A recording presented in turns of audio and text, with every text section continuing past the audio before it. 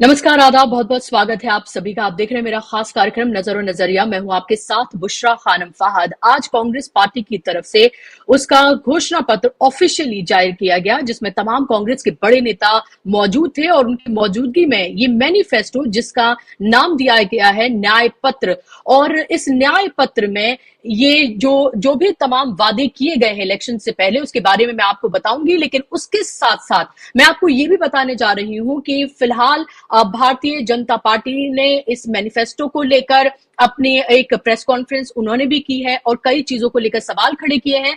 तो वहीं चूरू में आज प्रधानमंत्री मौजूद थे और प्रधानमंत्री ने वहां पर होना तो ये चाहिए था कि इलेक्शन से पहले वो ये बताते कि 10 सालों में दरअसल भारतीय जनता पार्टी ने क्या कुछ काम किए हैं, 10 सालों में उनके नेतृत्व में क्या कुछ किया गया है। लेकिन फिलहाल वो वहां पर सिर्फ इंडिया गठबंधन को कोसते हुए ही नजर आए। वो सिर्फ ये बताते हुए नजर आए कि कैसे 70-75 सालों में कुछ नहीं किया गया और 10 सालों में क्या करने की कोशिश की गई। उसके साथ साथ नरेंद्र मोदी ने चूरू में उन्होंने साफ तौर पर ये एक बार फिर से आप ये देखिए, सर्जिकल स्ट्राइक की एंट्री हो गई है, 3 तलाक की एंट्री हो गई है, राम मंदिर के मुद्दे पर लेकर उन्होंने कांग्रेस को घेरा है। मैं आपको सुनाऊंगी कि प्रधानमंत्री ने आज क्या कुछ कहा है, लेकिन उससे पहले जो मैनिफेस्टो जारी किया गया है कांग्रेस की तरफ से, उसके बारे में मैं आपको बताना चाहूंगी। 5 जो न्याय है उनकी बात इसमें की गई है और उन 5 न्यायों में युवाओं के लिए न्याय है, हिस्सेदारी न्याय है, जिसमें 50% का जो आरक्षण का जो कैप है उसको हटाने की बात की गई है, महिलाओं के लिए न्याय है, युवाओं के लिए न्याय है और उसके साथ साथ 25 गारंटी की बात इसमें की गई है। एक लंबा चौड़ा मैनिफेस्टो है जहां पर लगभग हर वर्ग को टैकल किया गया है, हर वर्ग की इसमें बात की गई है कि अगर इंडिया गठबंधन की सरकार बनती है तो क्या कुछ किया जाएगा, कांग्रेस क्या करेगी और किस तरह से वो अब इन जो न्याय पत्र उसने जारी किया है, मैनिफेस्टो जारी किया है, उसको लेकर कल वो 2 बड़ी रैलियां कर रही है। एक तेलंगाना में है और दूसरी जयपुर में है, जहां पर वो लोगों के बीच इस मैनिफेस्टो को लेकर जाने वाली है। मैं आपको सुनाना चाहूंगी कि जब मैनिफेस्टो जारी किया गया उस वक्त ईडी, सीबीआई, आईटी को लेकर और किस तरह से फाइनेंशियल मोनोपोली हो रही है बीजेपी के कार्यकाल में, उसको लेकर राहुल गांधी ने क्या कहा है और उसके साथ साथ 180 और 120 पार नहीं कर पाएगी बीजेपी, ये क्यों कहा कांग्रेस ने और राहुल गांधी ने, सुनिए आप जरा। नरेंद्र मोदी जी ने आज नहीं तो कल ऑपोजिशन को पूरी chargesheet, proof sheet electoral bonds के थ्रू पकड़ा दी है। इसीलिए थोड़ा टेरर हो रहा है उनको, क्योंकि उनको लग रहा है कि भैया अगर 400 पार नहीं 180 हो गई, 160 हो गई, 140 हो गई तो नैया पार हो जाएगी। ये चुनाव 2-3%, 5% और बाकी हिंदुस्तान के बीच में चुनाव है, और जो बाकी हिंदुस्तान चाहता है वो इस मैनिफेस्टो में है, और जो 2% चाहता है, जो अदानी जी चाहते हैं, वो आप उनका मैनिफेस्टो देख लीजिए, आपको पता लग जाएगा। उसमें उनकी रिक्वेस्ट लिस्ट पूरी की पूरी आपको मिल जाएगी। It is a close election and we are going to fight an excellent election.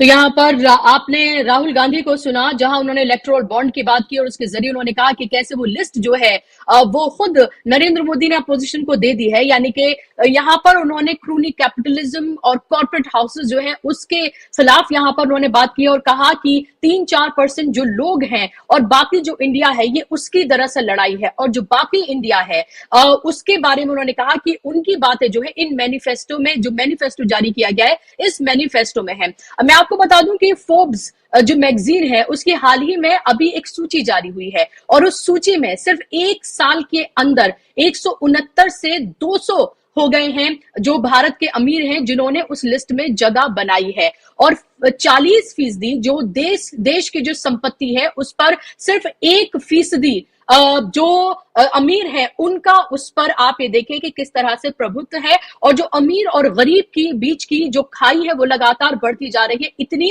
कि वो दुनिया में सबसे ज्यादा अब हिंदुस्तान में देखने के लिए मिल रही है। और इसी की बात राहुल गांधी फिलहाल करते हुए यहां पर नजर आ रहे थे, और यही बात वो लगातार अलग अलग मंचों से जो उन्होंने यात्राएं निकाली उसके जरिए वो करते रहे हैं।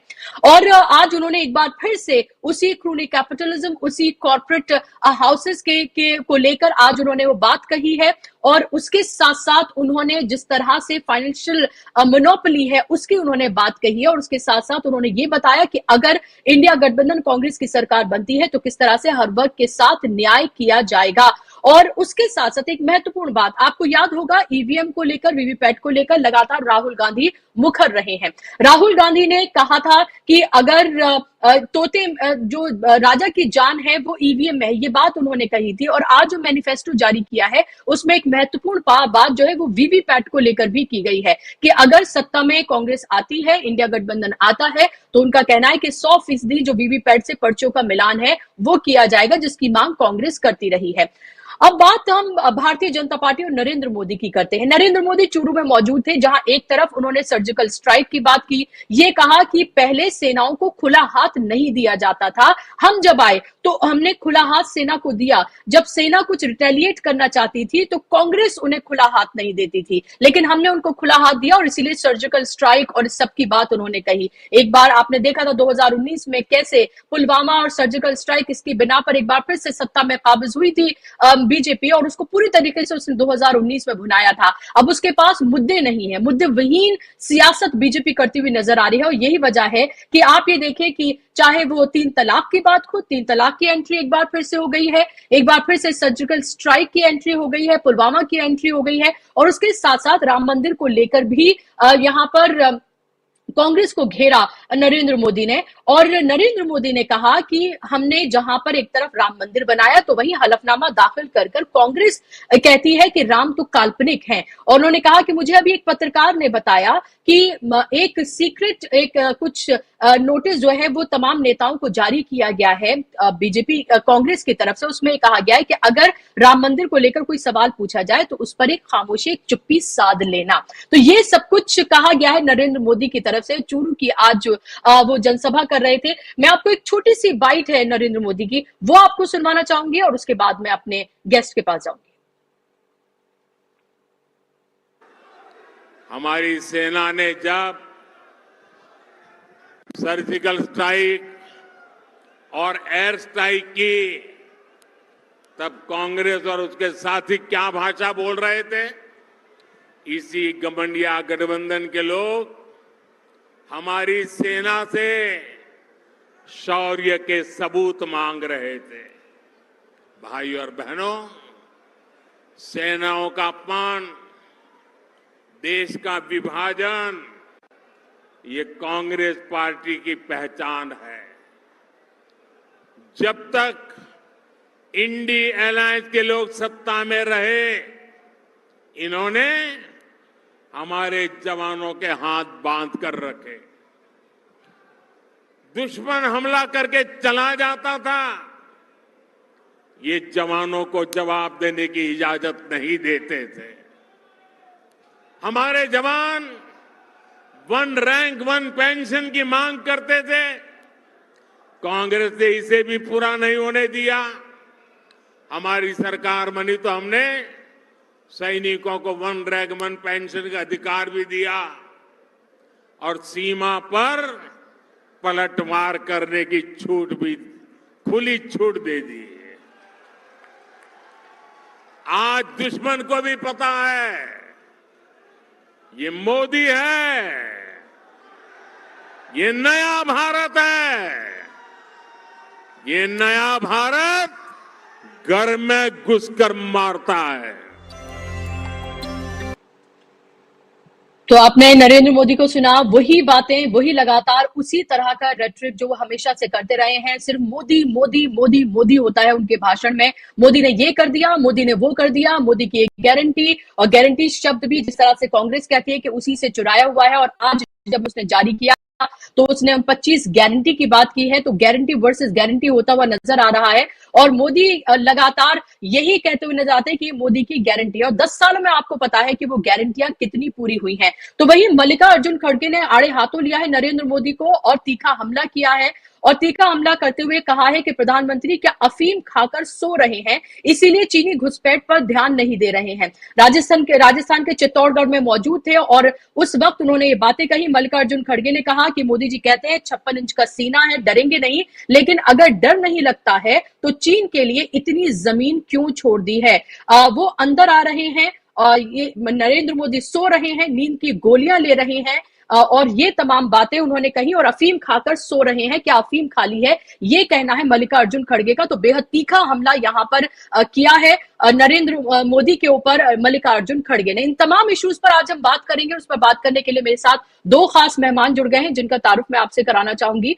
मेरे साथ डॉक्टर पूजा त्रिपाठी हैं, फिलहाल कांग्रेस की स्पोक्स पर्सन है, और अब से कुछ ही देर में मेरे साथ प्रोफेसर रविकांत भी जुड़ने वाले हैं, पॉलिटिकल एनालिस्ट है। डॉक्टर पूजा, मेरा आपसे सवाल यह है कि मैं आपके मैनिफेस्टो पर आऊं और उस पर मैं तफसील से आपसे बात करूंगी और जानूंगी, लेकिन नरेंद्र मोदी ने जिस तरह से कांग्रेस को लेकर, इंडिया गठबंधन को लेकर जो हमला किया है, दो महत्वपूर्ण चीजें उन्होंने यहाँ पर पुलवामा और एयर स्ट्राइक को लेकर उन्होंने कहा है कि आपने खुला हाथ नहीं दे रखा था। उन्होंने खुला हाथ दिया है कि सेना जब चाहे एयर स्ट्राइक और सर्जिकल स्ट्राइक जो है कर सकती है, और लगातार आपने सेना को जो है वो कंट्रोल में रखा। और दूसरी महत्वपूर्ण बात उन्होंने, या महत्वपूर्ण आपके लिए नहीं होगी, लेकिन दूसरी बात उन्होंने राम मंदिर को लेकर भी कही है, और राम मंदिर को लेकर उन्होंने कहा है कि आपने की तरफ से कोई नोटिस जारी किया गया है कांग्रेस की तरफ से, जिसमें कहा गया है कि अगर राम मंदिर पर कोई पूछे तो आप अपनी जबान बंद कर लीजिएगा, उस पर बात नहीं करिएगा। हलफनामा दाखिल कर कांग्रेस ने ये कहा है कि राम तो काल्पनिक हैं। क्या कहना चाहेंगे आप इन तमाम बातों पर, और फिर मैं मैनिफेस्टो पर आपसे बात करूंगी। बुशरा जी, अगर आज हम पूरे पॉलिटिकल स्पेक्ट्रम की बात करें तो नरेंद्र मोदी जी के झूठ बोलने पर, बेबुनियाद आरोपों और हवाई बातों करने पर अगर कोई उनका सानी है, कोई उनका मुकाबला कर सकता है तो सुश्री कंगना रनौत है, जो कहती हैं कि सुभाष चंद्र बोस पहले प्रधानमंत्री थे देश के, और पटेल जी को अंग्रेजी जानने की वजह से इतना बेइज्जती का सामना करना पड़ा। जिस तरह आप 2019 के प्रधानमंत्री को देखिए, प्रधानमंत्री नरेंद्र मोदी जी को कैंपेन करते वक्त, तो 2024 में देखिए 5 साल बीत चुके हैं, वो उसी पर अटके हुए, वो पुलवामा की बात करते हैं, वो राम मंदिर की बात करते हैं, और उनके पास कुछ नहीं है, वही रटी रटाई स्क्रिप्ट, वही लोगों के इमोशनल पिच पर जाकर खेलना। ये बात ये नहीं करते हैं कि आज सेना में, रिपोर्टर्स कलेक्टिव की रिपोर्ट है कि सेना में 62% जो सैनिक स्कूलों के कॉन्ट्रैक्ट्स हैं, सैनिक स्कूलों के टेंडर हैं, उसमें आरएसएस के लोग बैठे हुए हैं, उन्होंने आरएसएस के लोगों ने ले लिया है। ये प्रधानमंत्री मोदी जी नहीं करेंगे जो भगवाकरण कर रहे हैं फौज का। आज उन्होंने एक अच्छी खासी इस देश में यूपीए इकोनॉमी संभाल के रखी थी, और जिस देश के सारे बॉर्डर्स को, देश की सुरक्षा को जो गार्ड करता था, जो सबसे बेहतरीन व्यवस्था थी, वो देश की सेना थी, और देश की सेना पर सभी को गर्व है। उसमें उन्होंने अग्निवीर स्कीम लाकर पूरी सेना की व्यवस्था को तार तार कर दिया है। आज युवा, ये मोदी जी 73 साल में अपने लिए थर्ड टर्म मांग रहे हैं, और अग्निवीर वाला युवा 4 साल में बैठ के बेरोजगार हो जाए, और कोई गारंटी नहीं है कि उसका रिपैट्रिएशन होगा। मैं कह रही हूँ, जिस तरीके से इन्होंने अग्निवीर लाके न सिर्फ सेना का मनोबल गिराया है, न सिर्फ सेना को एक कम ट्रेन किए हुए, कम मोटिवेटेड युवा दे रहे हैं, उसी तरीके से उन्होंने बहुत सारे लाखों करोड़ों युवाओं का भविष्य अंधेरे में डाला है। और ये बात करते हैं सेना की। आज 4 दिन पहले चीन अरुणाचल प्रदेश के गांवों के नाम बदल देता है। प्रधानमंत्री जी की हिम्मत नहीं है कि लाल आग दिखा दे। वो 19 जून 2020 का स्टेटमेंट सभी को याद है, जब उन्होंने कहा था कि न कोई हमारी सीमा में घुसा है। और आज सबसे दुख की बात यह है कि मेजर शैतान सिंह, जो रिजंगला के हमारे हीरो थे, परमवीर चक्र मेजर शैतान सिंह की समाधि को बॉर्डर एरिया, बफर जोन में आने के कारण ध्वस्त कर दिया जाता था। इस देश के प्रधानमंत्री के पास इतनी लाल आंख नहीं है, इस देश की पूरी कैबिनेट के पास, रक्षा मंत्री के पास की इतनी औकात नहीं है कि वो चीन से कह सकते हैं कि हमारे परमवीर चक्र की वो समाधि थी, आप उसे छू नहीं सकते। और ये बात करते हैं कि आप सेना पे वोट दो, अब हम घर में घुसकर मारते हैं। जिस तरीके से सेना का ये भगवाकरण कर रहे हैं, जिस तरीके से सेना को कमजोर कर रहे हैं, वह जयशंकर जी कहते हैं कि चीन बड़ी इकोनॉमी है और हम छोटी इकोनॉमी है, तो हम उसको कुछ कह नहीं सकते। अगर आप किसी को जवाब दें, कोई आपके अंदर घुस रहा है और आप उसको जवाब देने के बजाय अगर ये देखेंगे कि कौन इकोनॉमी रूप से बड़ा है और कौन छोटा है, तो न सिर्फ आप सेना की वीरता पर, सेना की शौर्यता पर उंगली उठाते हैं, आप अपनी कैपेबिलिटी की भी बात करते हैं। ऐसे लोग आज जाके, और सबसे बड़ी बात है, कौन सी एडवाइजरी की बात कर रहे हैं कि कांग्रेस ने एक एडवाइजरी, प्रधानमंत्री जी से मेरा निवेदन है कि उस एडवाइजरी, उस पत्रकार का नाम और उस एडवाइजरी के का कॉपी हमें भी दे दे। हम कांग्रेस के मीडिया सेल से हैं, हमने ऐसी कोई एडवाइजरी नहीं बनती। हमें ये पता है कि हमारी पार्टी ने कहा है कि हम स्वतंत्र रूप से जब चाहे, जिसका मन हो, रामलला के दर्शन करने जा सकते हैं और जा सकते हैं। यूपीसीसी का पूरा एक प्रतिनिधि मंडल गया था और आए दिन लोग जा रहे हैं, पर नहीं, हम नेहरू के सेक्युलरिज्म को मानते हैं, हम वोट नहीं मांगते हैं रिलीजन पे। और ये 10 साल में इनके सत्ता होने के बाद इनका रिपोर्ट कार्ड ये है कि ये राम मंदिर और पुलवामा के नाम पर ये आज तक वोट मांग रहे हैं। और इस देश का दुर्भाग्य है, ये प्रधानमंत्री जी इतना झूठ बोलते हैं, मतलब कोई हद नहीं है प्रधानमंत्री जी के झूठ बोलने। जी बिल्कुल। प्रोफेसर रविकांत भी मेरे साथ जुड़ गए हैं। प्रोफेसर रविकांत, आज स्वागत है आपका। और आज मैनिफेस्टो जारी किया गया है जिसमें 5 न्याय और 25 गारंटी की बात की गई है, जिसमें युवाओं से लेकर महिलाओं से लेकर श्रमिक से लेकर तमाम तरह के न्याय जो है उनकी बात की गई है। और पूरी तरीके से एक इलेबोरेट, एक बहुत लंबा चौड़ा ये मैनिफेस्टो न्याय पत्र के नाम से रिलीज किया गया है। इससे पहले भी राहुल गांधी, मल्लिकार्जुन खड़गे वक्त वक्त पर बताते रहे अलग अलग न्याय के बारे में, लेकिन आज पूरे तौर पर जनता के सामने एक खाका पेश किया गया है कांग्रेस की तरफ से कि अगर उनकी सरकार बनती है, इंडिया गठबंधन की सरकार बनती है, तो फिर क्या कुछ होगा। वहीं दूसरी तरफ हम ये देख रहे हैं कि लगातार नरेंद्र मोदी एक के बाद एक रैलियां जो कर रहे हैं, उन रैलियों में वो इंडिया गठबंधन को कोसते हुए नजर आ रहे हैं। वो अभी भी 70 सालों में क्या नहीं किया गया, क्या किस तरह से कहां देश पहुंच गया, उसी की वो बात करते हुए आ रहे हैं। अभी भी वो राम मंदिर को भुलाने की कोशिश कर रहे हैं, वो सर्जिकल स्ट्राइक की बात कर रहे हैं, वो ट्रिपल तलाक की बात कर रहे हैं। अगर दोनों में अगर आप फर्क देखें तो कौन किस पर अभी फिलहाल आपको भारी पड़ता हुआ नजर आ रहा है। लोगों ने 10 साल देख लिए हैं, 10 साल से कांग्रेस सत्ता से बाहर है और 10 साल नरेंद्र मोदी की सत्ता रही है, लेकिन उसके बावजूद भी अगर सिर्फ कांग्रेस को कोसने और उसके अलावा जिन पर आपको पहले ही वोट मिल चुका है, जिन चीजों पर, उसी को दोबारा से वही बातें, वही तमाम चीजें अगर आप रिपीट करते हुए नजर आए, तो ये साफ दिखता है कि आपके पास देश को देने के लिए कोई नया खाका, कोई नई चीज, कोई नए वादे नहीं मौजूद हैं। देखिए बुशरा जी, पहले भी नहीं था। बस ये है कि जब आदमी झूठ बोलने की ताकत रखता हो, उसके कोई शर्म ना हो, लोक लाज का भय ना हो, तो वो कुछ भी बोल सकता है। और ये ताकत मोदी जी के पास है। संघ का तो पुराना ही एजेंडा है, संघ की ट्रेनिंग है कि आपको झूठ बोलना है, जरूरत पड़ जाए तो माफी मांगनी है। सावरकर से लेकर के और हेडगेवार तक आप चले आइए, गोलवलकर तक चले आइए, वो पूरी परंपरा का हिस्सा है। इसलिए मुझे उन पर कोई संदेह नहीं है। मैं कभी ये भी नहीं सोचता कि वो भूल से बोल गए होंगे, जानबूझ करके सब कुछ बोलते हैं। रही बात इसकी कि 10 साल में जो उन्होंने बोला था, अब आप याद कीजिए 2014 को, फिर 2019 को, उसमें जो उम्मीदें उन्होंने पैदा की थी, उन उम्मीदों पर लोगों ने उनको वोट किया। लेकिन दुर्योग से नरेंद्र मोदी ने इस देश के लोगों की अपेक्षाएं, उनकी उम्मीदें सब छीन ली। आज 83% युवा बेरोजगार है। ये मैं नहीं कह रहा हूं, जो वैश्विक एजेंसियां हैं वो ये कह रही हैं। महंगाई 4 दशक में सबसे ज्यादा है आज। किसानों की हालत ये है कि वो 2-2 बार बड़े आंदोलन कर चुका है। महिलाओं की सुरक्षा की बात करने वाले ये लोग, हालात ये है कि मणिपुर से लेकर के और हरियाणा की उन महिला पहलवान बेटियों तक इन्होंने क्या किया है। लेकिन वो शक्ति बोलने में और स्त्रियों का दैवीकरण करने में इनको बड़ा मजा आता है। एक्चुअली जो आरएसएस की पूरी आइडियोलॉजी है, वो स्त्री को या तो देवी समझ के पूजती है और घर में दासी की तरह व्यवहार करती है।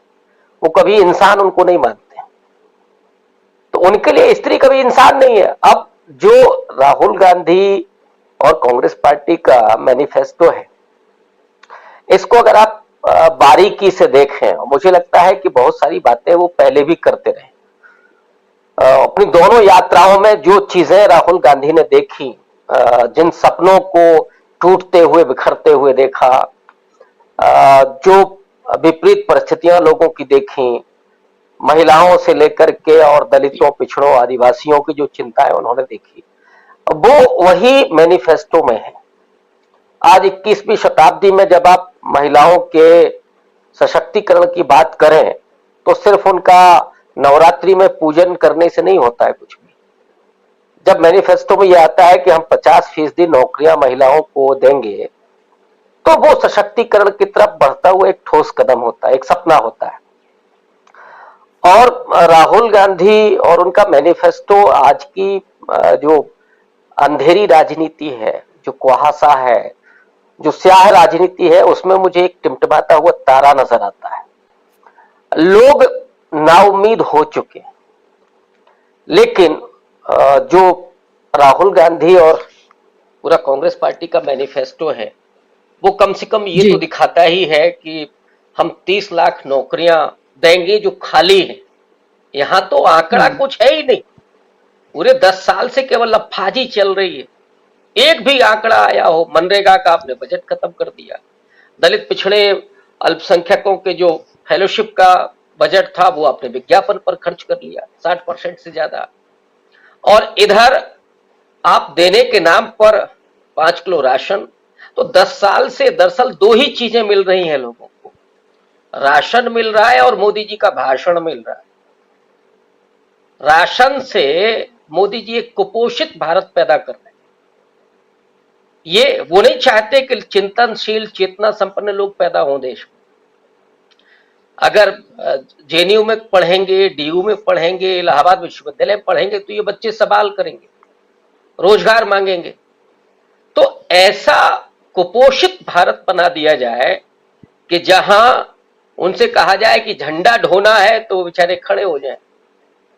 इनको धर्म की अफीम चटानी है और लाइन में खड़ा कर देना है। तो एक ऐसा भारत ही मोदी जी को चाहिए, उसी पर वो सत्ता चला सकते हैं। ये जैसे ही एक सशक्त भारत देखते हैं, बौद्धिक तबका देखते हैं, लोगों को स्वाभिमानी देखते हैं, तो इनके पांव डगमगाने लगते हैं और ये फिर उल्टे पांव भागते हैं। वैसे भी सबसे ज्यादा कायर और डरपोक आरएसएस रहा है और ये बीजेपी की पूरी राजनीति कायरता और डरपोकपन की रही। लेकिन जब वो सत्ता में हो तो कैसे बुलडोजर न्याय वो चलाएंगे, लोगों को खौफजदा करेंगे। ऊना से लेकर के हाथरस तक दलित नौजवानों से लेकर के दलित बेटियों तक के बलात्कार होंगे, प्रताड़ना होगी। मध्य प्रदेश में आप सत्ता में होंगे तो आदिवासी के मुंह पर आपका बीजेपी का नेता ही पेशाब करेगा। ये आपको, और अभी उत्तर प्रदेश में मैं देख रहा हूं ओम प्रकाश राजभर के बेटे को मुर्गा बनाया लगभग ब्रजेश पाठक ने, जो यहाँ के डिप्टी सीएम है। तो वो ओम प्रकाश राजभर जो बड़ा दहाड़ मारते थे, उनके बेटे को भरी सभा में मुर्गा बना दिया, माफी मंगवाई। तो ये दरअसल इनकी फितरत में है, ये लोगों का मोरल तोड़ना जानते हैं, यही करना है इनको। अब ओम प्रकाश राजभर और पूरा राजभर समाज क्या सोचता होगा? या उसका अपमान नहीं है क्या? पूरी राजनीति यही है। लेकिन जो 5 न्याय है, ये न्याय का मतलब कि जो पैरों पर खड़े होने की हिम्मत देता है। अब मुझे तो बड़ा अच्छा लगा कि जब उसमें 30 लाख नौकरियां 50% महिलाओं के लिए और रिजर्वेशन की सीमा को खत्म करने की बात की जा रही है। वो इसलिए क्योंकि ईडब्ल्यूएस जब दे दिया और सुप्रीम कोर्ट ने भी उसको ओके कर दिया तो बचा ही नहीं है। तो इससे जो बैकलॉग की भर्तियां हैं उसकी भी बात कर रहे हैं राहुल गांधी। तो लोगों को रोजगार मिलेगा, दलित पिछड़ा जो पीछे छूट गया है उसको थोड़ा अवसर मिलेगा। और जो गिनती की बात हो रही है, ओबीसी का जो बड़ा मुद्दा रहा है कि जाति जनगणना होनी चाहिए, और जब जाति जनगणना होगी तो जैसे बिहार में 75% तक रिजर्वेशन पहुंचा दिया, उसमें दलितों का रिजर्वेशन बढ़ा आबादी के अनुपात में, आदिवासियों का बढ़ा आबादी के अनुपात में, अति पिछड़ों को भी उसका लाभ मिल रहा है। ये तभी होगा जब कास्ट सेंसस होगा और रिजर्वेशन के लिए जो 50% की सीमा है उसको खत्म किया जाएगा, वो भी संवैधानिक तरीके से। ये तमाम मुझे लगता है कि मैनिफेस्टो में, मतलब मैं सिर्फ हल्का सा पढ़ने के बाद आपको बता रहा हूं, ये ऐसा मैनिफेस्टो है कि जो आपको मुंह जबानी याद हो सकता है। किसानों के लिए, मजदूरों के लिए, महिलाओं के लिए, और जो भागीदारी न्याय है उसमें दलित पिछड़े आदिवासियों के, और उसमें आदिवासियों के लिए जमीन के पट्टे की बात राहुल गांधी बराबर कहते रहे कि साहब हम जो आदिवासी हैं उनको इस देश का पहला मालिक मानते हैं, उनकी अपनी जमीन पर उनका अपना अधिकार होगा। यहां तो हंसदेव के जंगलों को बेच करके काटा जा रहा है, और कौन जा रहा है? ये जो पूरा विकसित भारत की बात की जा रही है वो किसके लिए होगा? वो अंबानी और अडानी के लिए होगा। तो आप धनपति कुबेर केवल पैदा करेंगे गुजरात में अंबानी और अडानियों को, और यहां भिखमंगों की तरह लाइन में लगा देंगे, तो क्या ये देश बर्दाश्त करेगा? और मुझे लगता है कि अब वो स्थितियां आ गई हैं। 5 साल, देखिए 19 में बहुत सारे लोग कहते हैं कि नहीं पुलवामा पर जीत हो गई। पुलवामा पर वो जीत नहीं थी, हाँ वो एक नैरेटिव बना, उसके वजह से विपक्ष ने अपने पांव खींच लिए। अगर विपक्ष ठीक ढंग से चुनाव लड़ गया होता तो ये नतीजे नहीं होते। भारत का जो जनमानस है, जो नागरिक है, वो इतना उदार है और इतना समझदार है, उसको ये लगा कि मोदी जी के लिए 5 साल कम है, शायद एक मौका और देना चाहिए। जो उन्होंने कहा है हो सकता है सही हो। अब उसको समझ में आ रहा है कि सब कुछ जुमला, मतलब आप सुबह उठे सो करके तो आपको केवल जुमला दिखाई देगा चारों तरफ, मोदी जी जो भी बोले। अब मुझे लगता है कि लोग बर्दाश्त करने की और ये झूठ रोज सुनने की हिम्मत नहीं रखते। मैं आपको एक हल्का सा वाक्य देकर के बात खत्म करूंगा। अभी ईडी से जो पैसा वसूल करेंगे मोदी जी, उन्होंने कहा कि हम लोगों को बांटेंगे। मैं निकल रहा था तो मैंने एक आदमी से कहा कि अरे भाई, अब तो ईडी का जो पैसा है वो मोदी जी लोगों को बांटेंगे जिनका पैसा था। उसका रिएक्शन जो था, मैं हतप्रभ था और बहुत सामान्य व्यक्ति था। उसने मेरी तरफ देखा और मुस्कुराया और बगल में थूक करके चला गया। मैं हिंदी साहित्य का विद्यार्थी हूं, इन संकेतों को समझता हूं कि मुझे मन ही मन कह रहा होगा कि इससे बड़ा बेवकूफ कोई नहीं है। मोदी जी को जो कह रहा हो, हमें कह रहा होगा कि तुम बेवकूफ आदमी बोल रहा है कि ईडी का पैसा जो है वो मिलेगा, गरीबों में बटेगा।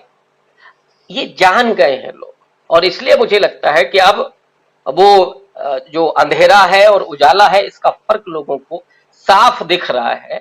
और इसलिए एक तरफ विश्वसनीयता है, एक तरफ जुमलेबाजी है, इसका भी लोगों को फर्क दिख रहा है। और वो आपको 4 जून को दिखेगा कि लोगों ने क्या तय किया है। बिल्कुल, 4 जून का इंतजार सभी को है, हम सबको 4 जून का इंतजार है, और 2 महीने से भी कम का वक्त हम कह सकते हैं कि अब बचा है।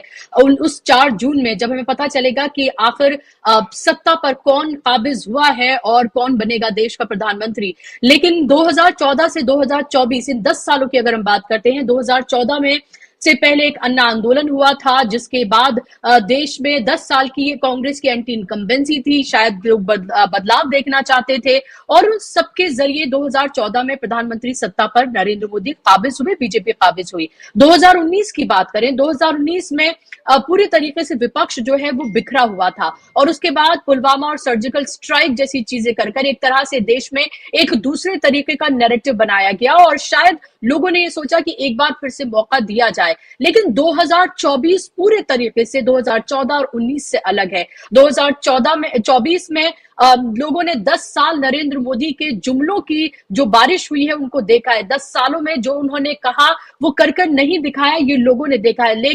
देश का लगभग हर तबका जो है वो परेशान है, सड़कों पर है। और दूसरी सबसे महत्वपूर्ण बात जो इसमें है वो ये कि 2024 में जो पूरा का पूरा विपक्ष है वो एक तरह से संगठित है, पूरे तरीके से संगठित है, और इंडिया गठबंधन एक अलायंस है जिसका नाम बार बार नरेंद्र मोदी अपने भाषणों से ले रहे हैं। अगर प्रधानमंत्री, अगर नरेंद्र मोदी जैसा प्रधानमंत्री अगर बार बार इंडिया गठबंधन, इंडी घमंडिया कहकर उसका नाम ले रहे हो, तो आप समझिए कि किस तरह से घबराहट है इंडिया गठबंधन को लेकर, और इसीलिए बार बार उसको लेकर कोस रहे हैं। उसके बाद कांग्रेस को कोसते हैं। यही पूरा का पूरा लुब्बे लुबाब होता है उनकी रैलियों में दिए गए भाषण का।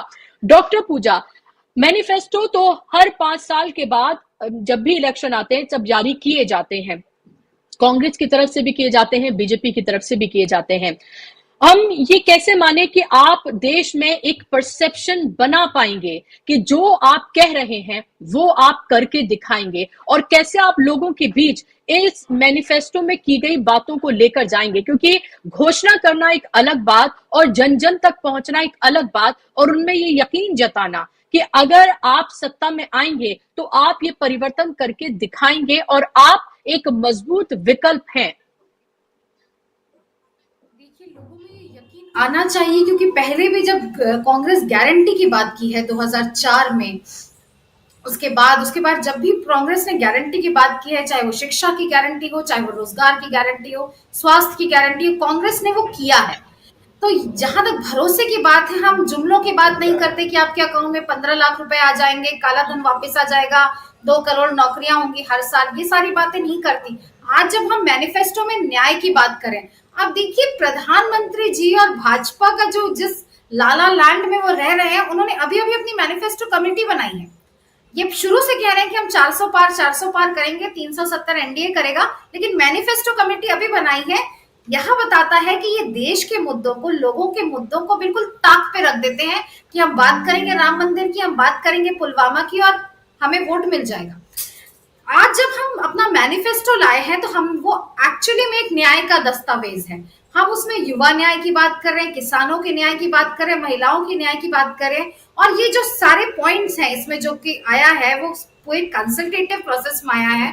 अब भारत जोड़ो यात्रा के टाइम राहुल जी जो जितने छोटे छोटे प्रतिनिधि मंडलों से मिल रहे थे, उनके थ्रू ये बात निकल के आई कि ये हमारे मुद्दे हैं और हमें यहाँ पे ये सरोकार चाहिए उससे, सरकार से।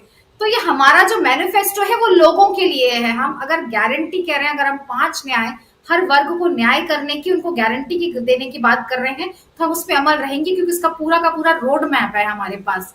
और जहां तक लोगों तक पहुंचने की बात है, तो गारंटी कार्ड कल से वितरित होना शुरू हो गए हैं। कल वायनाड में राहुल जी और प्रियंका जी ने हमारे एक छोटा सा गारंटी कार्ड है जिसमें 5 न्याय और 25 गारंटी है, और उसे हम घर घर पहुंचा रहे हैं, और हमारे हर बूथ वर्कर्स अपने अपने अपने एरिया में जाके उसे वितरण कर रहे हैं। और मुझे लगता है कि हम यही है लोगों तक पहुंचने का, घर घर जाने का, उन्हें समझाने का कि अब ये राम मंदिर की, ये भ्रष्टाचार की, ये जुमलों की, और ये हर वक्त इंडिया गठबंधन को कोसने की राजनीति से अगर उन्हें छुटकारा चाहिए, अगर उन्हें सिलेंडर के प्राइसेस में कमी चाहिए, अगर उन्हें भागीदारी चाहिए, आज युवा को अगर रोजगार चाहिए, अगर आज किसानों को उनके प्रोड्यूस का सही दाम चाहिए, तो आज अगर आप किसी पर भरोसा कर सकते हैं तो वो कांग्रेस लेड इंडिया गठबंधन पे भरोसा कर सकते हैं।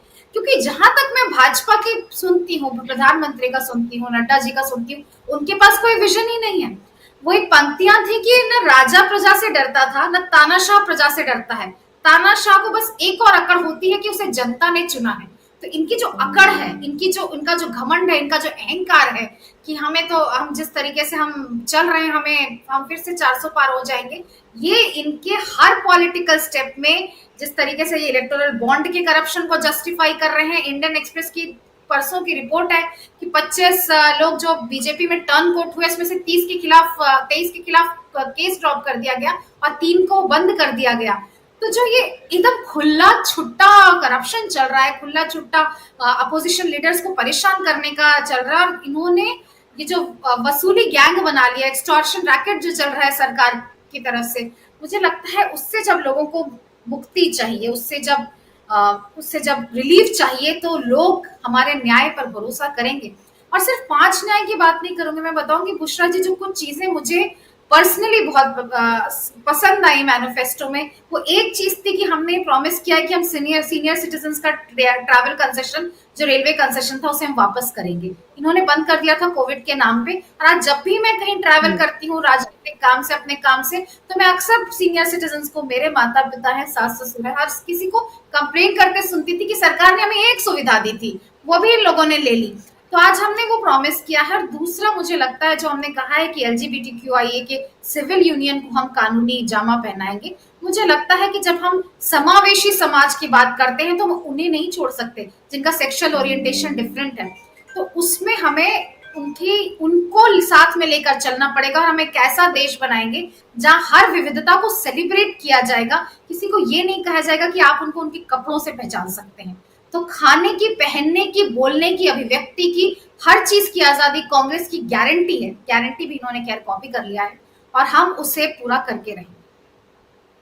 जी बिल्कुल।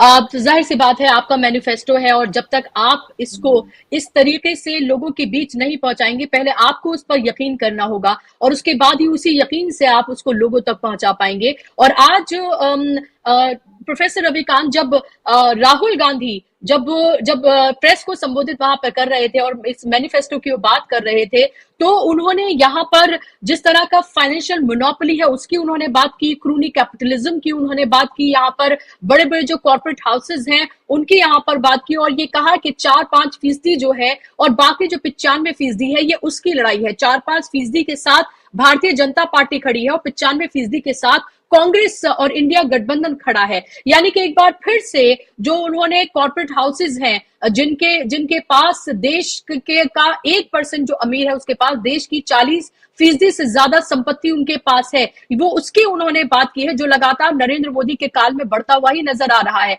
फोर्ब्स की नई लिस्ट आई है जिसमें एक साल में 169 से 169 से अभी 200 हो गए हैं, और वो 200 की लिस्ट जो है वो जारी की गई है। और वहीं दूसरी तरफ गरीब और गरीब हो रहा है और वो खाई बढ़ती ही जा रही है, यहां तक कि वो ऐतिहासिक स्टेज पर आकर पहुंच गई है, और दुनिया में सबसे ज्यादा जो बड़ी खाई है अमीर और गरीब की वो हिंदुस्तान में भी देखने के लिए मिल रही है, और ये नरेंद्र मोदी के 10 साल के शासन काल में हुआ है।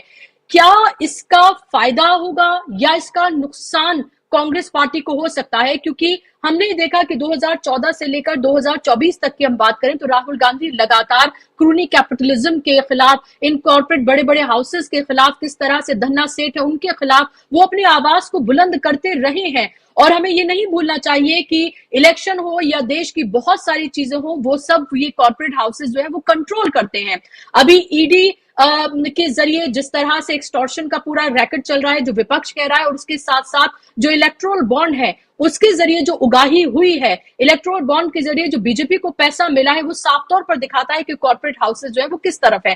कैसे देखते हैं इन तमाम बातों को? और उसके साथ साथ एक लाइन और मैं जोड़ना चाहूंगी कि इंडिया शाइन की बात भी राहुल गांधी ने कही कि तब बीजेपी को लग रहा था कि वो प्रचंड उसको बहुमत मिलने वाला है, जैसे उन्होंने अभी 400 पार का नारा गढ़ा, लेकिन क्या हुआ? 180 भी बीजेपी पार नहीं कर पाएगी, ये कहना है राहुल गांधी का, और बहुत आश्वस्त वो अपनी जीत को लेकर नजर आ रहे हैं। प्रोफेसर रविकांत, लगता है मैं हमारे बीच प्रोफेसर रविकांत जो है अभी फिलहाल नहीं है, शायद उनसे हमारा राब्ता जो है वो टूट गया है। लेकिन डॉक्टर पूजा, इसी सवाल को मैं आपसे लेना चाहूंगी, क्या आपको नहीं लगता कि इसका नुकसान कांग्रेस को हो सकता है? अगर आप बार बार क्रूनी कैपिटलिज्म, कॉर्पोरेट हाउसेस की बात करते हैं, देश की बहुत सारी चीजें वो कंट्रोल करते हैं, और हमने देखा है कैसे इलेक्शन पलटता है और किस तरफ इलेक्शन जाता है, ये भी बहुत कुछ कॉर्पोरेट हाउसेस जो है उन पर निर्भर करता है। तो अगर आप इन चीजों को बार बार उठाएंगे तो क्या इसका नुकसान हो सकता है, या राहुल गांधी ने ठान ली है कि इन चीजों को वो इसी तरह से ही उठाएंगे? देखिए बुशरा जी, कांग्रेस एंटी बिजनेस नहीं है, इस बात पे हर किसी को ये बात हर किसी को समझ आ जानी चाहिए। कांग्रेस खिलाफ है कंसेंट्रेशन ऑफ वेल्थ की। अभी एक रिपोर्ट आई थी कि 1% लोगों के पास इस देश की 40% संपत्ति है, और वहीं आप क्लेम करते हैं कि आप 80 करोड़ लोगों को हर महीने 5 किलो राशन देते हैं। तो कांग्रेस इस गरीबी और अमीर की जो खाई है इसको कम करने की बात करती है, और समाजवाद का फंडामेंटल प्रिंसिपल यही है। सरकारों का काम यही है, सरकारों का काम बिजनेस हाउसेस को बड़ा बनाते जाना और गरीब को करीब 27 रुपए में जीवन यापन करे, समाज का काम नहीं है। सरकार का काम है कि वो गरीब को उस लकीर तक लेकर आए और कॉर्पोरेट हाउसेस को सपोर्ट करे। ऐसा नहीं कि इलेक्टोरल बॉन्ड में किसी के घर 10 अप्रैल को ईडी नॉक करती है, वो 12 अप्रैल को पैसे दे देते हैं 100 करोड़ रुपए, और 13 अप्रैल को ईडी वापस चली जाती है। ये जो पूरा गोरख धंधा चल रहा है, कुछ हाउसेस को सपोर्ट करने का, कुछ लोगों को 40,000 रुपए का गवर्नमेंट टेंडर मिल जाता है, आप 150 लोगों को विपक्ष में बाहर कर देते हैं, और वहीं आप टेलीकम्युनिकेशन बिल में मॉडिफाई करके टेंडरिंग ही खत्म कर देते हैं। आप 2G स्पेक्ट्रम के नाम पर देश में आए थे और आप टेंडरिंग ही खत्म कर देते हैं और भारतीय ग्रुप को मिल जाता है। ये जो चल रहा है देश में कि मैं आपको जितना चंदा दूंगी आप उतना मुझे धंधा देंगे, तो इसमें मुझे लगता है कि आपने एमएसएमई को तो खराब ही कर दिया, बिल्कुल ही खत्म करके रख दिया।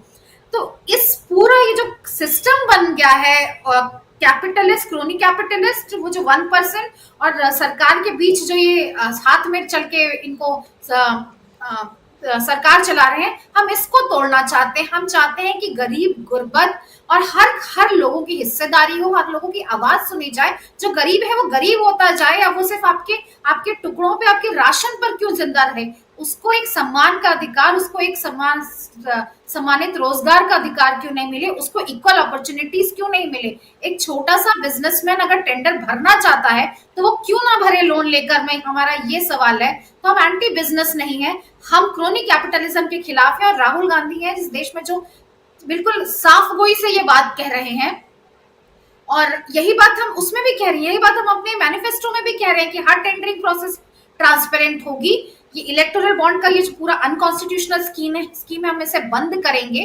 तो बात वही है कि हम एंटी बिजनेस नहीं है, लेकिन क्रोनी कैपिटलिज्म के खिलाफ तो लोगों को किसी को तो बोलना पड़ेगा।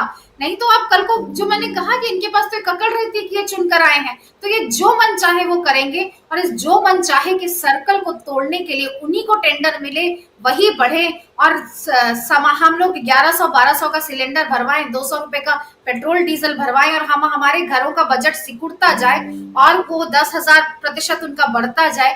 इस देश में इस खाई को किसी को तो पाटना पड़ेगा, और ये काम सरकार का है, ये काम चुने हुए प्रतिनिधियों का है। उनका काम बिजनेस की गोदी में जाकर बैठने का नहीं है, उनका काम गरीब को उस गरीबी रेखा से बाहर निकालने का है। और यही कांग्रेस का रवैया।